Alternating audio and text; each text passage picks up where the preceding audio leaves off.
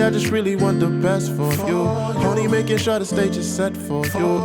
Hey guys, welcome back to my YouTube channel. My name is Sasha for all of you guys that are new here. If you're new to my channel, this channel is based on me talking about my journey from one country, which is Jamaica, migrating to Canada. So if that's something that you're interested in, please continue to watch. So if you see me with my phone looking down every minute, it's because I do have my notes on my phone. I can't remember every single thing and I don't want to leave out anything.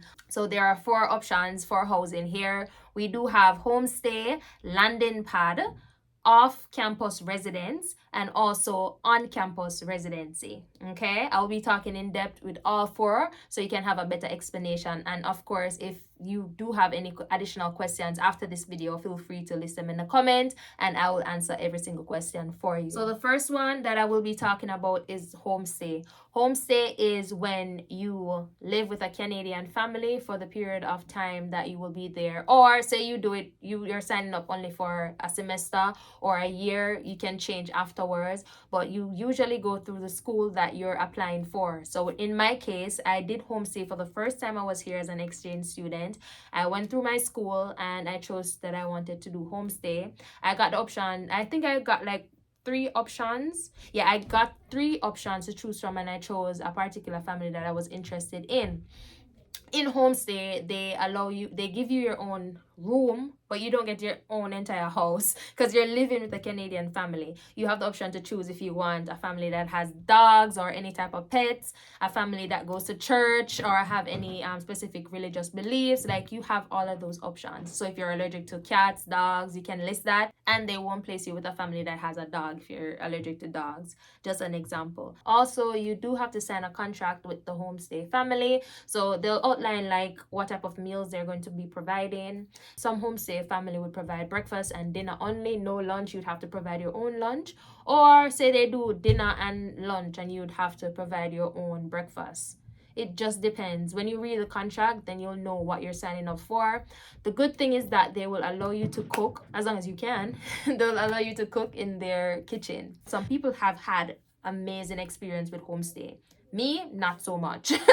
They build a relationship with the families that they first came here with, and now they see them as their family.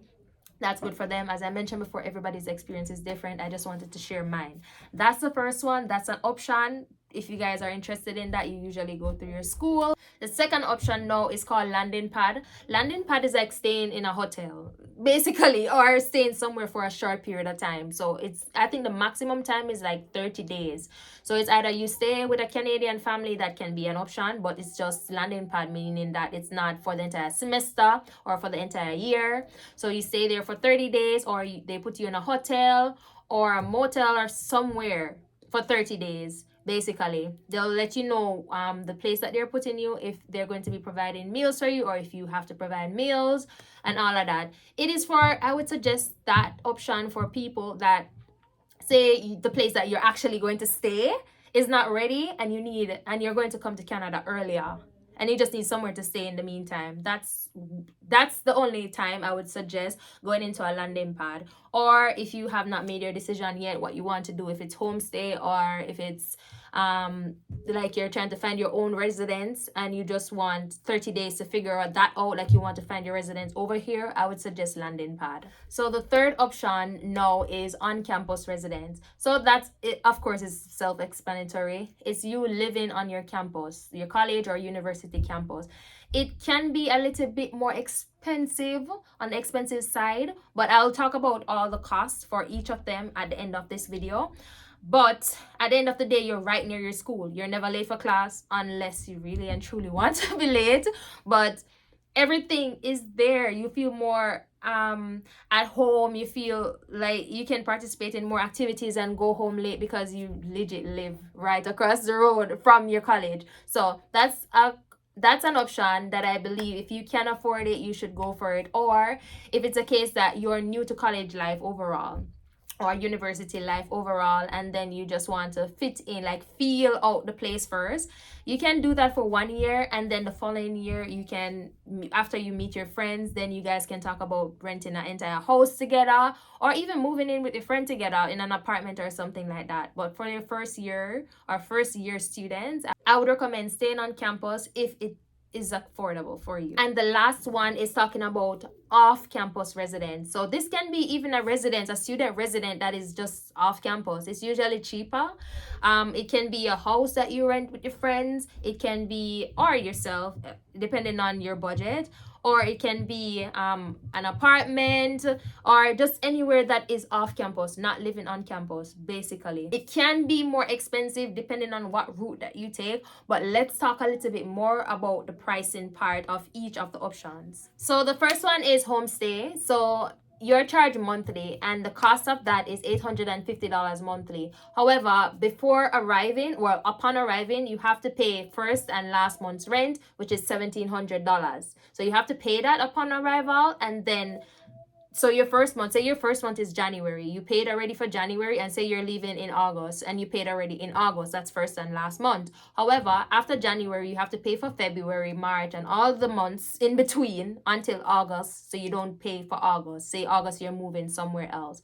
I don't know if you want to stay, because $850 a month is kind of affordable, depending if you like the family, because they will be providing lunch, they provide meals, I should say. Read the contract to see what they're providing, if it's breakfast, lunch, or dinner. Breakfast, dinner, it just depends on the family. Just read through the contract, and they usually provide Wi-Fi, a furnished bedroom.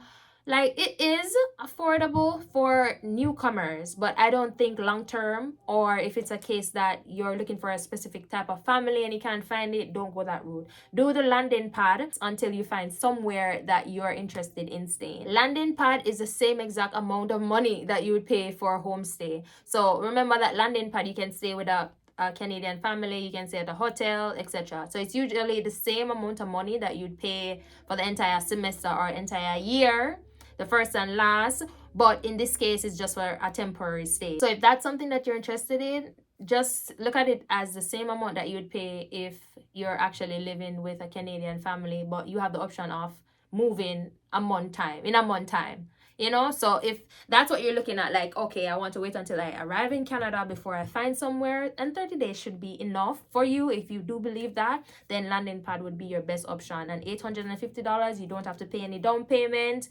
any first and last, because basically it's just for 30 days that you will be staying there. Third option, which is living on campus. Living on campus, as I mentioned before, is a little bit more expensive, more convenient, but more expensive. So for example, on Niagara College's website, for the entire year, say September until April, you're looking at 8,100 Canadian.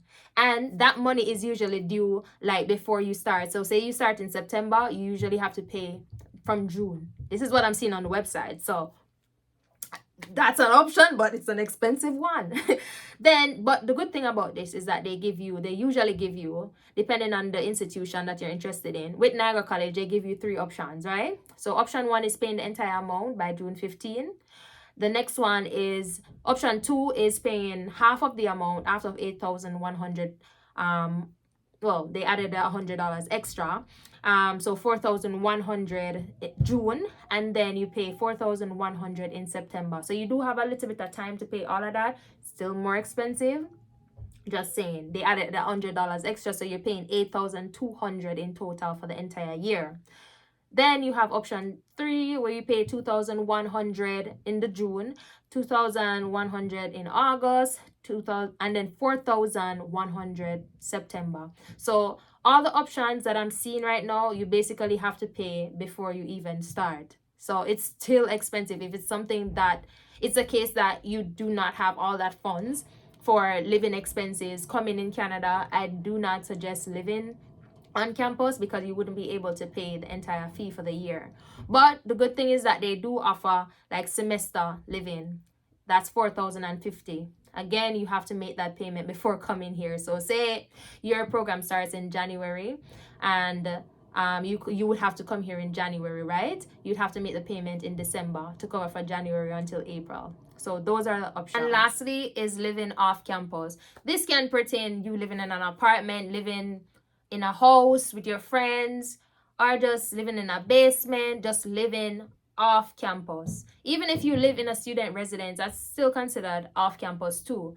Student residences would range from, I think it's like now it depends if they're furnished or not furnished. That's another thing you should take into consideration. If it's furnished, it's usually running from probably like $750 to around $900, and that's a share residence. Okay, so you usually share like, probably if you're not sharing washroom, you're sharing like kitchen and in the dining area and also the living area.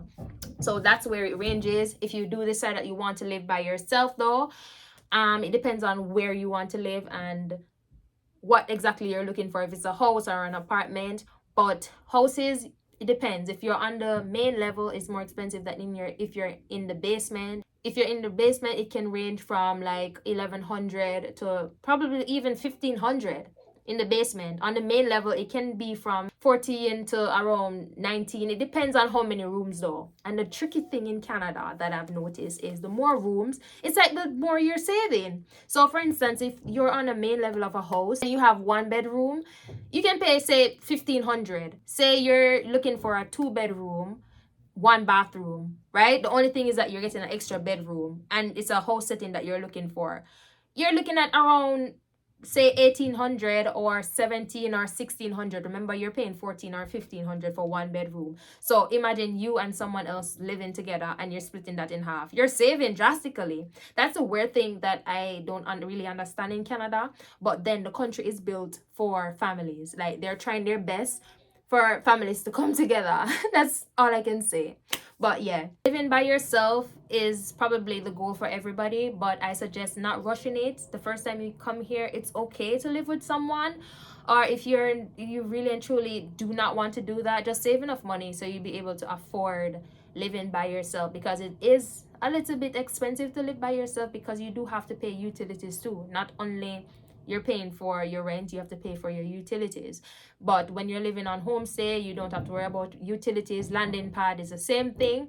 When you're living on campus, you do not have to pay for your utilities either. It's just when you're living off campus, you have to worry about that if you're not living in a student residence. Normally, when you're living in a student residence off campus, they will pay the utilities for you and even provide Wi-Fi. So that's a good thing. I would suggest, if it's your first year coming to Canada as an international student, save your money.